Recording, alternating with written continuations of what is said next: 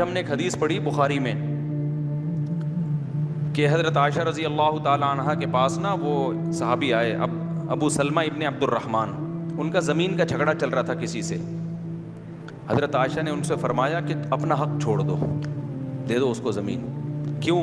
میں نے نبی سے سنا جس نے ایک بال زمین بھی کسی کی ہتھیائی 7 زمینوں تک دھسایا جائے گا اس کو قیامت کے دن. اس کو نا زمین پہ کیا کیا جائے گا؟ دھستا چلا جائے گا. تو کیا مطلب تمہارا اس سے جھگڑا ہے؟ یہ نہیں کہنی کہ اپنا حق چھوڑ دو. مقصد یہ کہ ڈاؤٹ تو ہے نا, ایسا نہ ہو کہ ایک بال زمین بھی غلطی سے اس کی تمہارے پاس آ جائے. اگر ایک بال زمین بھی اس کی تھی تمہارے پاس گئی, قیامت میں تمہارا حشر نشر ہو جائے گا. یہ چھوٹا جرم نہیں ہے, تو یہ چھوڑ دو. وہ غلطی پر ہوگا نا, اللہ اس کو بہت بڑی سزا دے گا.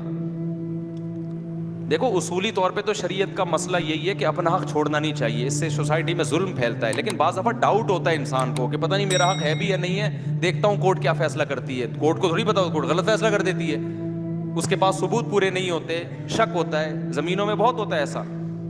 تو جہاں شک ہوگا وہاں چھوڑ دینا لے لینے سے بہتر ہے. کیونکہ آپ ابھی ایک پلاٹ لے رہے ہو, کل یہ بہت مہنگا پڑے گا آپ کو.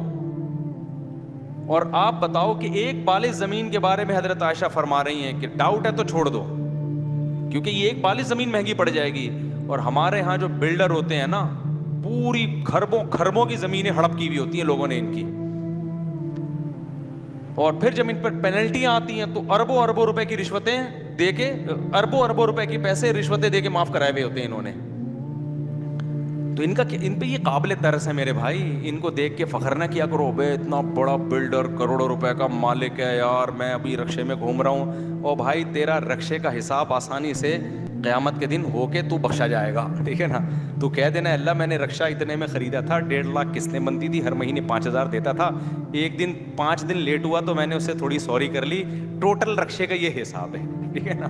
کوئی نہ زمین میں دھسایا جائے گا, نہ کوئی اور آپ کے بیڑیاں پہنائی جائیں گی. آپ شکر ادا کرو گے آسانی سے میں بخشا گیا. اور یہ جو بڑے بڑے بلڈر جن کو دیکھ کے ہم بڑے رالے ٹپکاتے ہیں, یار اتنا بڑا پروجیکٹ چل رہا ہے یار, کروڑوں میں کھیل رہا ہے, لیکن یہ سب قابل ترس ہوں گے. اکثریت ان میں, سب تو نہیں کہہ سکتے, اکثریت قابل ترس ہوگی. آپ ترس کھاؤ گے, اللہ تیرا شکر ہے تو نے ہمیں یہ نہیں بنایا. ان میں بہت سو کے ہاتھ لوگوں کے خون سے رنگین ہو چکے ہوتے ہیں, بہت سو کی زمینوں پہ ناجائز قبضہ ہوتا ہے جو ان کو معاوضہ نہیں مل رہا ہوتا. ہم نے تو بہت دیکھے ایسے, ہمارے پاس تو مسائل آ رہے ہوتے ہیں. لوگ کہتے ہیں میں نے پلاٹ خریدا تھا, فلاں نے قبضہ کر لیا اور کاغذ بھی بنوا لیا. چائنا کٹنگ تو آپ کو پتہ ہے, چائنا کٹنگ الگ چل رہی ہے, جاپانی کٹنگ الگ چل رہی ہے, امریکی کٹنگ الگ چل رہی ہے. اتنی نام پہ کٹنگ ہو رہی ہے, جو اصل اونر ہوتا ہے وہ بیٹھا ہوا رو رہا ہوتا ہے.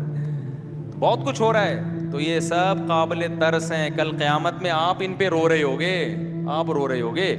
اور جس کو نالائق کو جگہ ملتی ہے نا زمین میں, ایک دم ایسے یوں آ کے پھیلنا شروع ہو جاتا ہے, 4 دیواری بڑھاتا رہتا ہے کر کے, 1 انچ بھی جگہ نہیں چھوڑتا بندہ. گورنمنٹ لکیریں لگا کے جاتی ہے یہاں سے آگے نہیں, تو وہ لکیر کے اس طرف سے ناپنا شروع کر رہے ہوتے ہیں. تو بس کرو یار, تم نے قبر میں نہیں جانا ہے کیا؟ ان دیواروں کو, ان پلاٹوں کو چھوڑ کے نہیں مرنا کیا تم نے؟ ہمیشہ تھوڑی رہو گے. کیا ہو گیا 1 انچ اگر تھوڑا سا پیچھے گھر بنا لیا, کیا مرا جا رہا ہے یار؟ جو آدمی دنیا کو مسافر خانہ نہیں سمجھتا نا, اس سے بڑا بدماش اور ظالم دنیا میں کوئی نہیں ہے.